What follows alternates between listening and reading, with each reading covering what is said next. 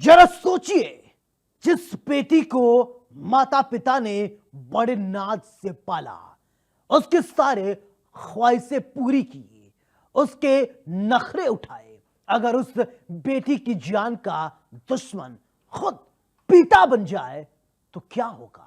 क्या होगा जब पिता अपनी लाडली बेटी को मौत के घाट उतारते? सोचिए, और सोचकर भी कलेजा फट जाता है। लेकिन पंजाब के फिरोजपुर में ऐसा ही हुआ, जहां पर एक पिता अपनी बेटी की जान का दुश्मन बनकर बैठा, उसे नहर में धक्का देकर हमेशा के लिए मौत की नींद सुला दी। इस दिल दहला देने वाली वारदात के पीछे की वजह थी शक। शक जो सच नहीं था, महज दिमागी फितूर था। लेकिन इसी झूठी सोच और शक ने एक पिता को अपनी ही बेटी का हत्यारा बना दिया। यह रिपोर्ट देखिए और रहिए सावधान। अच्छा 10 की कमी रह गई, 80 60 दी तो बच गया नहीं।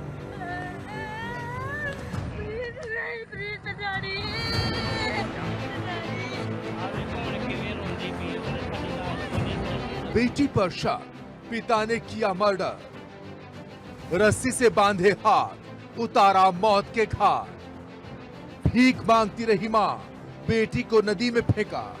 पंजाब के फिरोजपुर की ये वारदात दिल को झकझोर देती है। आखिर कोई पिता कैसे अपनी जिगर की चिकिया को मौत के मुंह में धकेल सकता है? लेकिन ऐसा हुआ और कलयुगी पिता ने अपनी फूल सी बेटी के दोनों हाथ बांधकर नहर में फेंक दिया। मां बिलख रही थी, पति से बेटी की जान बख्शने की भीख मांग रही थी, लेकिन पिता तो मानो गुस्से में हैवान बन चुका था। उसे ना पत्नी पर तरस आया, ना ही बेटी पर, और ना ही बेटी को नहर में धक्का देते उसके हाथ कांपे। बेटी की उम्र महज 19 साल। पिता को शक था कि उसकी बेटी का किसी के साथ अफेयर चल रहा है।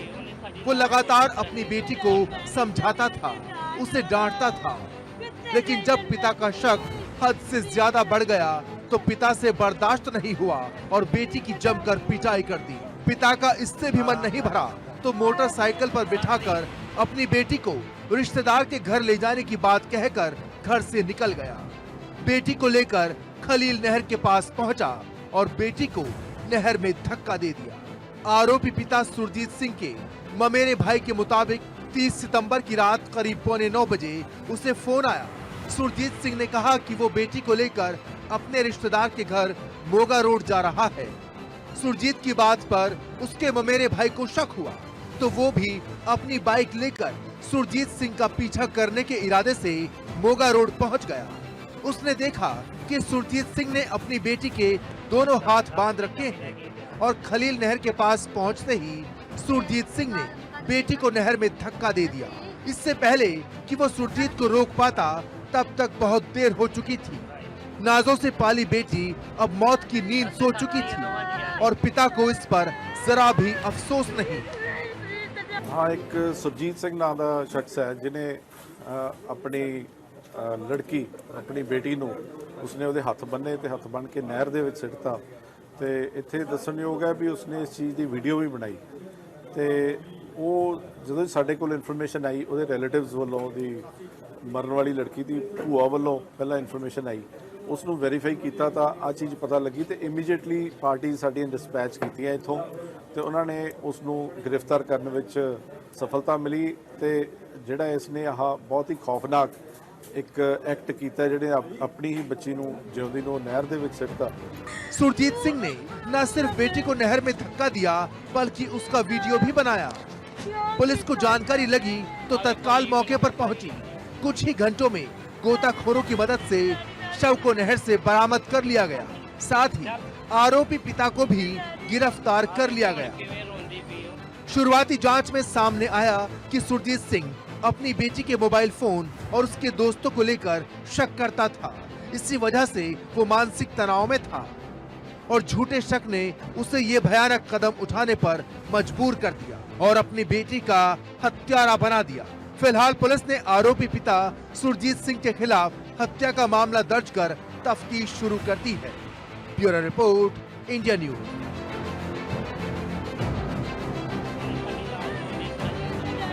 मेरठ में लाइव मर्डर कर योगी की पुलिस को चुनौती देने वाले बदमाश की आज औकात सामने आ गई। जो कल बंदूक ताने दहशत फैला रहा था, वही आज बदमाश गिड़गिड़ा रहा था, गोली से पुलिस के कतरा रहा था। पुलिस से मुठभेड़ में उसके दोनों पैर में गोली लग गई। जो कभी कैमरे के सामने हत्या का वीडियो बनाकर वारदात करता था, आज पुलिस ने उसको अपने कंधे पर लटकाकर अस्पताल लेकर पहुंची। मेरठ का ये लाइव मर्डर केस अब लाइव सबक बन गया है, क्योंकि उत्तर प्रदेश में अब अपराधियों के लिए सिर्फ दो ही रास्ते हैं, या तो जेल या फिर ऐसी जगह जहां पर कोई नहीं जाना चाहता है। उत्तर प्रदेश में लगातार आपराधिक मामले कम हो रहे हैं, यह रिपोर्ट देखिए।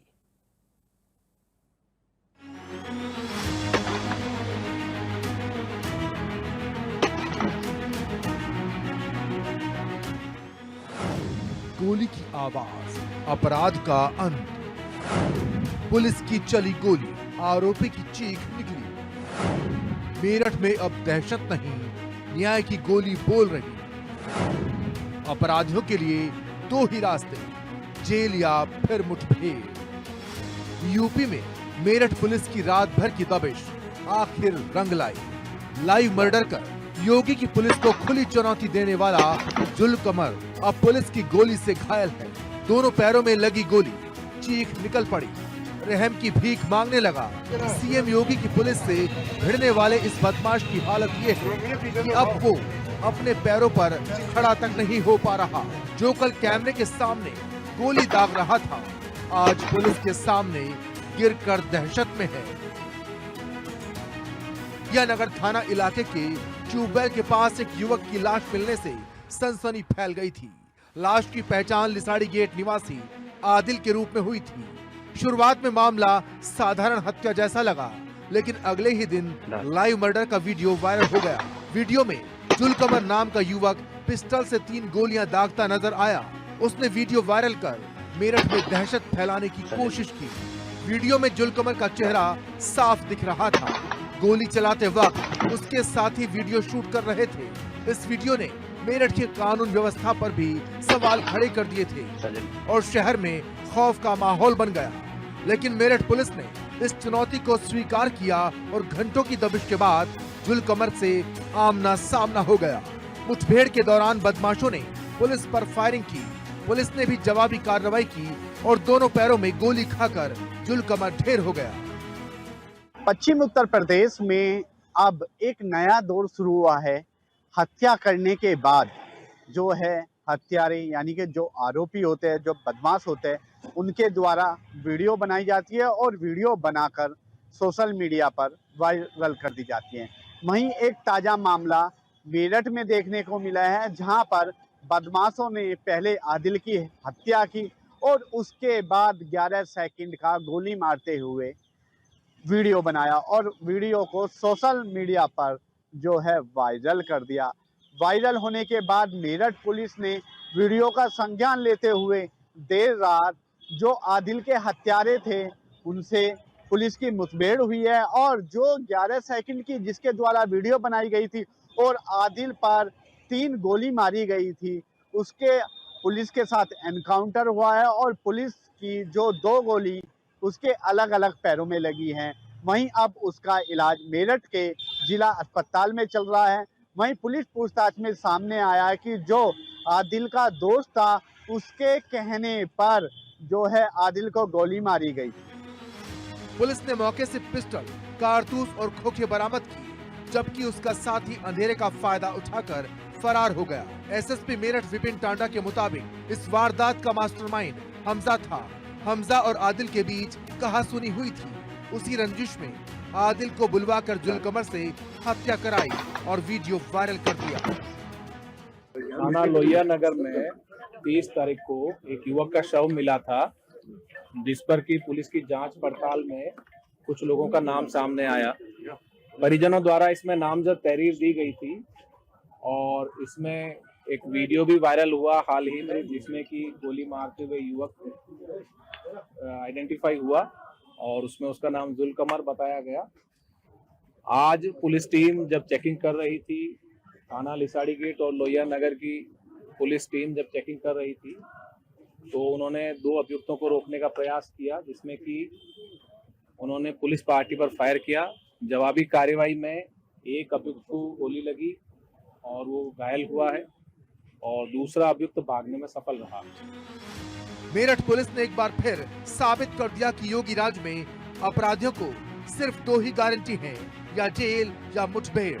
लाइव मर्डर कर दहशत फैलाने वाले अब खुद डर में जी रहे हैं। जुलकमर का हश्र देखकर हर अपराधी समझ सकता है कि कैमरे पर मर्डर करने वाले का अब कैमरे पर अंत हुआ है। मेरठ का ये लाइव मर्डर केस अब लाइव सबक बन चुका है। जो कातिल कल तक कैमरे के सामने गोलियां चला रहा था, आज वही पुलिस की गोली खाकर गिर पड़ा। योगी की पुलिस ने साफ कर दिया, अपराधी चाहे कितना भी चालाक क्यों ना हो, कानून की पकड़ से कोई नहीं बच सकता। मेरठ में अब दहशत नहीं, न्याय की गोली बोल रही है। Bureau report, India news.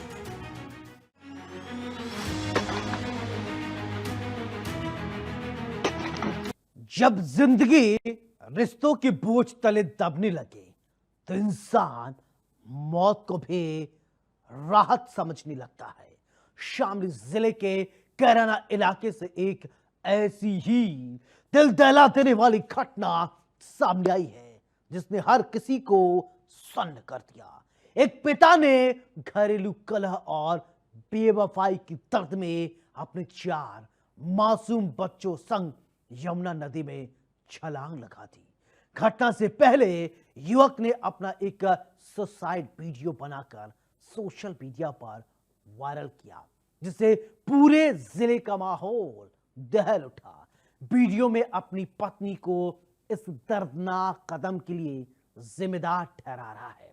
Kairana के मोहल्ला खेल कला के रहने वाले सलमान की जिंदगी पिछले कई सालों से नरक बन चुकी थी।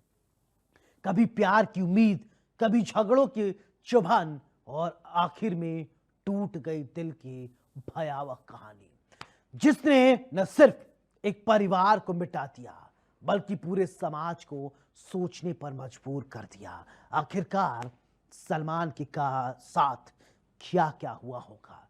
सलमान ने कौन कौन से दुख दर्द सहे होंगे?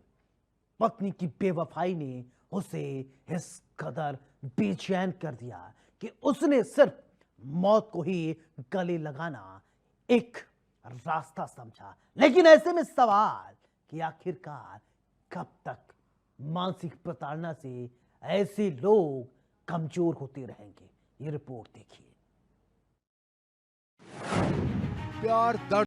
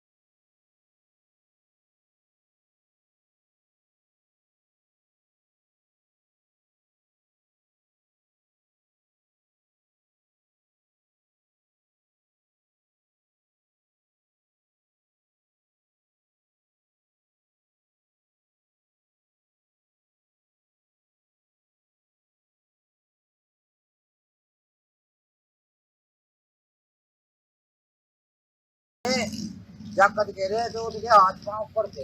एक बार तो कराया उन्होंने, दोबारा नहीं कराया। फिर अपने आप पूछ जाओ, वो तो मैं उसका कुछ बड़ा की होगा मेरे हिसाब से। उनने तो कराया 5-7 बार। इसके बाद में सारे धंधे हो गए, सारे पूर्ण बैठा।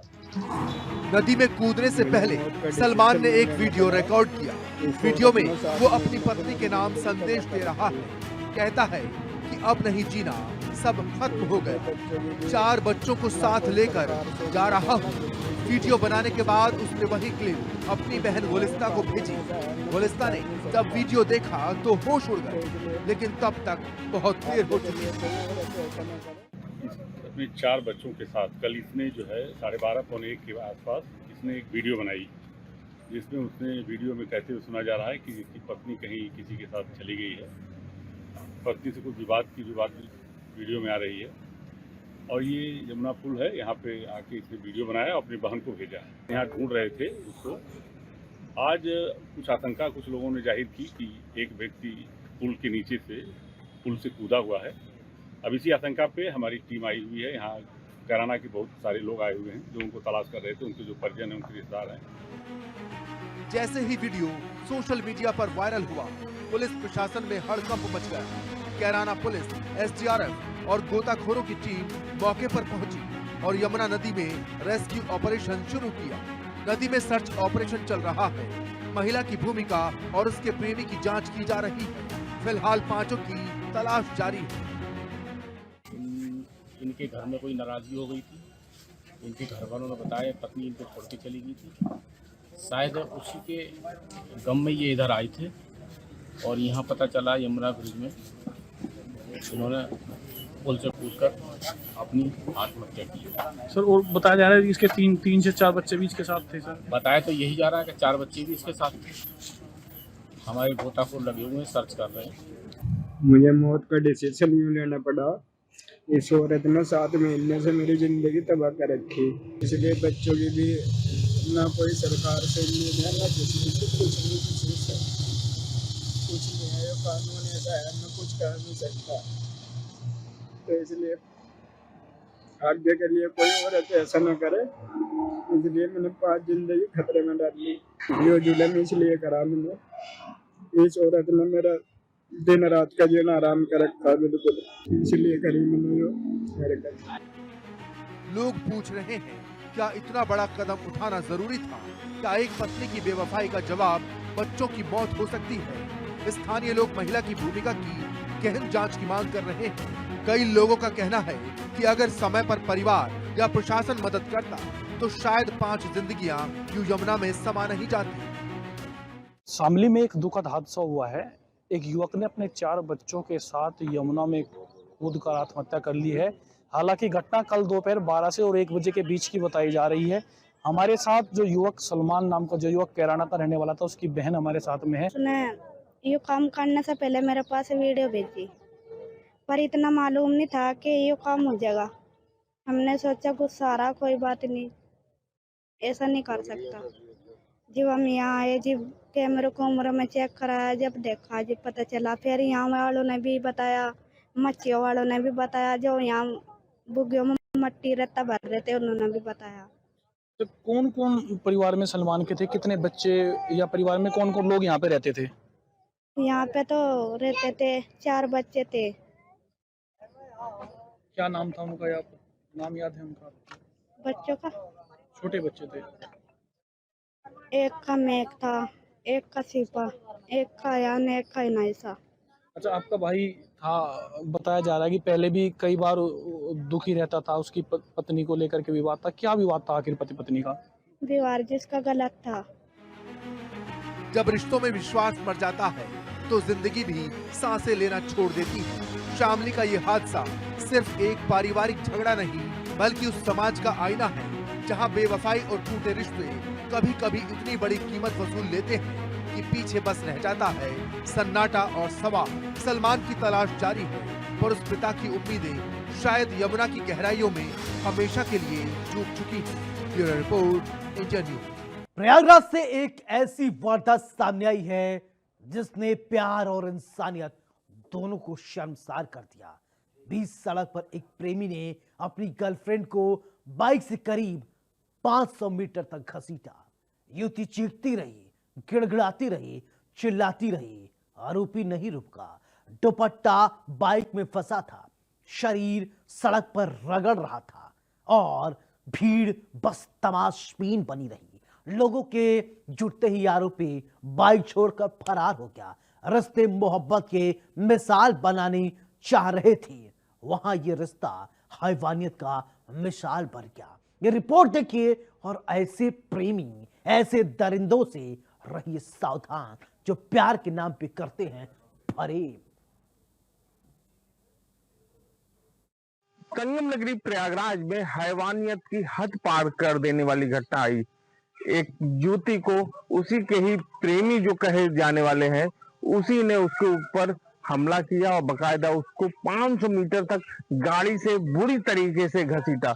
जब उसने चीख पुकार करी तो लोग वहां पे एकत्रित हुए, जिसके बाद आरोपी जो है वहां से फरार हो गए और पुलिस ने जो आरोपी जो अंकित है उसको अब गिरफ्तार कर लिया है। और हमारे इस समय मौजूद हूँ उसी सराय सुल्तानपुर जहां पे वो पीड़ित का घर है और हमारे साथ उनके पिता जो है वो मौजूद है, उन्हीं से जानते हैं। कुछ से लड़की लड़का से बातचीत 5-6 महीने पहले चल रहा था, फिर समझौता हो गया, कोई बात नहीं था। फिर लड़का कैसे आया, अब नंबर पा के आया और लड़की को बोला, लड़की पैसा भी 1 लाख रुपया लेके गई, कह के हमको मोबाइल खरीदो, हमको दुकान खुलवा दो तो पैसा लगेगा। हमको लोग को नहीं मालूम था, 8 बजे रात था रात, यहाँ से चलिए। फिर वो पैसा भी ले लिया, पैसा लेके तब उसको मारा, फिर गाड़ी से खींचते मुझे दूर ले गया, आधा किलोमीटर तक को खींच दिया, कपड़ा ऊपर एकदम फट गया एकदम। तो गांव मतलब सोची कि अब नहीं बचेगी तो शोर मचाए, हल्ला मचाए। तो गांव वाले, दूर भी गांव था, तो वहां से आए तो किसी जान बची तो गाड़ी छोड़ के भाग गया। अब बुलाई, पैसा ले लिया, मारा पीट और घीच के अब यही नहीं पता है। अच्छा, बुरी तरीके से सड़कों पे घसीटा है, जिससे उसका कपड़ा भी फट गया, कपड़ा भी रखा है, कपड़ा भी फट गया था। गांव वाले खुद वहां बताएं जब कपड़ा दोनों फट गया।